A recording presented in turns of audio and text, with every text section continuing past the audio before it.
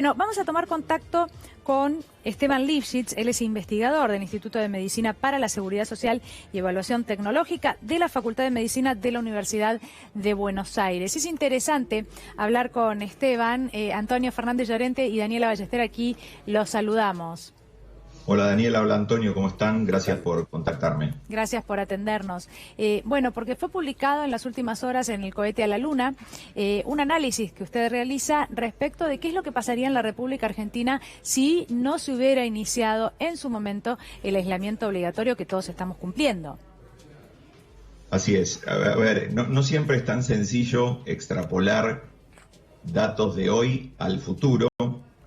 Pero lo que queda claro desde la implementación de la cuarentena es que los días que se necesitaban para duplicar el número de fallecidos, que es una manera sencilla de entender cómo marcha la pandemia, hasta el 21 de marzo, es decir, hasta el día posterior a la implementación de la cuarentena, en Argentina se necesitaban entre 2 y 4 días para duplicar el número de fallecidos, y desde el 27 de marzo y hasta la fecha, cada vez que se duplica el número de fallecidos, eso está llevando al menos 6 días, incluso en los últimos días son 7 los días que están requiriéndose para duplicar los casos. Entonces, cuando uno esto lo llevaba al 15 de mayo, que es un momento en donde se espera que se dé el pico de casos, Argentina hubiera tenido, previo a la cuarentena, hubiera llegado a tener 87.000 fallecidos si la curva se mantenía duplicando cada 2, 3 o 4 días. Claro. Y gracias a la cuarentena, más allá de que obviamente hay múltiples medidas, es algo fácil de identificar que ha cambiado antes y después del 20 de marzo, se estima que en Argentina el 15 de mayo vamos a tener aproximadamente entre 4.500 y 5.000 fallecidos, probablemente incluso menos porque la curva se está aplanando todavía más. Es decir que la cuarentena es responsable de haber evitado en Argentina un número significativo de fallecidos, que a priori podíamos identificar en 82.000, a lo que habría que sumarle una cantidad de muertes evitadas, porque vamos a tener menos requerimientos de cama de terapia intensiva, y eso hubiera hecho que se saturara esa disponibilidad y se hubiera generado una cantidad casi de 40.000 muertes más, claro, dentro de la evaluación posible. Lo que llevaría a 120.000 entonces. Exactamente, ese es el número al que yo arribé después de sumar lo que sería el cambio de la curva, el aplanamiento directo y las 38.000 que se hubieran agregado por tener un 5% de pacientes que requieren terapia y se hubieran saturado, se hubieran ocupado todas las camas de terapia intensiva que se suponen disponibles aproximadamente entre el 25 y el 26 de abril, lo que hubiera dado que para el 15 de mayo se hubieran agregado una cantidad de personas que ya no hubieran muerto por la propia letalidad del virus, es decir, por su capacidad de generar daño, sino por la imposibilidad de dar respuesta a muchos pacientes al mismo tiempo. Claro, lo que pasa es que la sensación que uno tiene, Esteban, Antonio, te saluda, Hola, es Antonio. que la Argentina supo leer el diario del lunes, rápidamente ingresó, rápidamente tomó la cuarentena, vio los ejemplos de España, de China, de Italia. El tema es después cómo se sigue, ¿no? Bien. A ver, claramente nosotros pudimos, y de hecho se hizo, aprovechar el hecho de ver cómo evolucionó la pandemia en el hemisferio norte. Lo cierto es que a mí me gusta pensar esto como un paralelismo muchas veces con lo que podría ser un partido de fútbol. El resultado del partido va a depender, por un lado, de la agresividad del contrario, y esto es la capacidad que tenga el coronavirus de generar daño y muerte. En el primer tiempo las cosas las hicimos perfectas, se implementó el famoso quédate en casa, la cuarentena, el aislamiento social, y eso aplanó la curva. Falta todavía una parte no menor, que es que cuando el contrario finalmente llegue un poco más o un poco menos a nuestra área, la defensa va a ser la cantidad de camas de terapia intensiva como recurso indispensable. Obviamente habrá que empezar a pensar cómo salimos de a poco de esta situación que fue imprescindible, pero que obviamente no puede extenderse de por vida, claro, ni por un año. El tema ahí es encontrar el equilibrio entre cuidar las vidas y evitar otras consecuencias, en donde seguramente los economistas tendrán mucho para aportar, que tiene que ver con no generar otras consecuencias negativas desde el punto de vista económico para el país. Ahora, Esteban, me queda una pregunta cortita, Dani. Sí, ¿Cuántos testeos por millón de personas se recomiendan? Bueno, otro punto que tampoco está muy claro. Sí, a ver, yo empezaría la respuesta diciendo que más que definir cuántos test debiéramos hacer, lo que tenemos que respondernos es para qué debiéramos hacer esos test.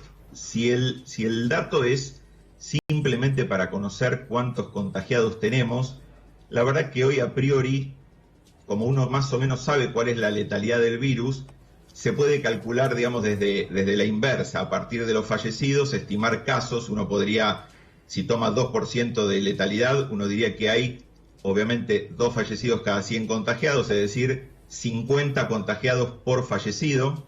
Algunos dicen que la letalidad es solo del 1%, con lo cual tendríamos que tener un número aún mayor. La verdad que Argentina no está entre los países que más testeos por millón de habitantes hace. De hecho, comparativamente, por ejemplo, con Chile, que estuvo toda esta discusión en estas últimas horas de su estrategia de testeo, nosotros hacemos 10 veces menos. Creo que ahora llegó el momento de replantear la estrategia, porque sin salir a hacer test a toda la población, porque no solo porque no es posible, sino porque podríamos potencialmente generar un montón de supuestos positivos que en realidad no lo son, lo que se llaman falsos positivos, habría que empezar a hacer una liberación gradual de la cuarentena con una ampliación del número de test, identificando quiénes son ese grupo de candidatos en donde debiéramos no fallar en encontrarlo para eventualmente aislarlo y reducir su capacidad de transmisión. Esteban, lo que pasa es que, a ver, volviendo a lo que mencionaba respecto de las camas, ¿no? Camas de terapia intensiva, aún las camas que no son preparadas, ¿no? Para terapia intensiva, sin respirador, sin un médico además especializado, que ese es otro de los temas importantes. Acá la República Argentina da la sensación de que con el diario del lunes, y bueno, tuvimos un tiempo de ventaja, pero ha podido preparar grandes espacios para aquellas personas con síntomas que no revisten gravedad, que no necesitan terapia intensiva, pero que van a poder estar aislados en esos lugares, ¿no? En esos hospitales, en Tecnópolis, en los diferentes lugares, en el conurbano y en las provincias, ¿no? Que ya están preparados. Eso España no lo tuvo. España, y otros países. Italia. De hecho, estas personas eran enviadas a sus casas porque tenían síntomas leves y ahí contagiaban a todo el grupo familiar y además no eran atendidas de la manera correspondiente. Esta también puede ser una ventaja que los argentinos tenemos y que hagan que el número de contagios y por lo tanto de víctimas fatales se reduzca notablemente. Yo acuerdo completamente con lo que decís. Se sabe que más o menos 80 de cada 100 personas que se van a infectar prácticamente no van a requerir cuidados médicos que ameriten estar internados en un hospital, pero sí poder aislarlos con determinadas características. No menos importante que el aislamiento en sí es, por ejemplo, el manejo de los residuos de una persona que está con la infección, con lo cual tenerlos aislados en un lugar con condiciones de aislamiento particulares, ya sean en hoteles, en Tecnópolis, en las áreas que se requieran, no solo va a liberar camas que hoy se están usando para este mismo grupo de pacientes hasta que se implemente completamente esta salida de las instituciones de salud a lugares en donde puedan estar aislados, sino que va a evitar que el aislamiento, que a priori es la medida necesaria, si no se ejecuta de la manera ideal, se puede terminar convirtiendo en realidad en una falsa solución del problema y nunca terminaría de dejar de girar la rueda. Algunos plantean la discusión, ¿no?, de los testeos. Bueno, en realidad dándole mucha importancia a esto, hay que tener entonces más test porque esto va a permitir que haya menos víctimas fatales. Podríamos decir que esa discusión no tiene sentido si priorizamos, por ejemplo, en que la gente use tapaboca, barbijo, que los médicos tengan su barbijo. ¿No? Porque uno dice que no sirve. Bueno, además, esa es otra cuestión. Pero, lo más importante es tener camas disponibles, tener médicos bien cuidados y no en realidad el número de test que solo contribuye a un número para mostrar en la pantalla de televisión y no al efecto de mejorar la salud.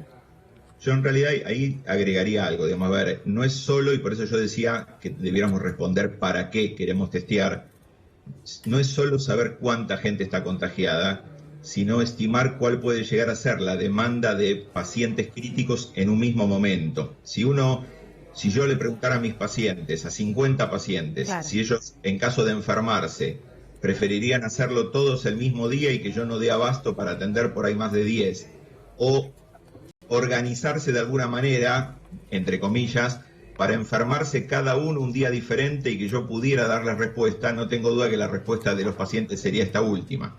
No, los test no es solo para conocer un número en sí, sino para poder estimar la marcha de la pandemia, que claramente hoy por hoy podemos hacerlo a partir del número de fallecidos, pero sobre todo para ajustar medidas entre lavado de manos, los tapabocas, el aislamiento de los casos, sobre todo de los casos en donde sabemos que la evolución puede llegar a ser más grave si no se toman algunas medidas. Y creo que como nosotros estamos aprendiendo de qué se trata a medida que estamos jugando el mismo partido, sí, cuanto más seamos los que intentemos juntos encontrar las mejores soluciones, menos chance de que un experto se equivoque. Y en esto lo que creo que tenemos que hacer es alinearnos todos. Acá se requiere mucha cooperación entre los subsectores y articulación, y coordinados por un director de orquesta. El director de orquesta en este caso debiera ser uno solo, y a mi criterio debiera ser el Ministerio de Salud de la Nación. Esteban, muchas gracias por haber hablado con nosotros. Ha sido muy amable. Gracias.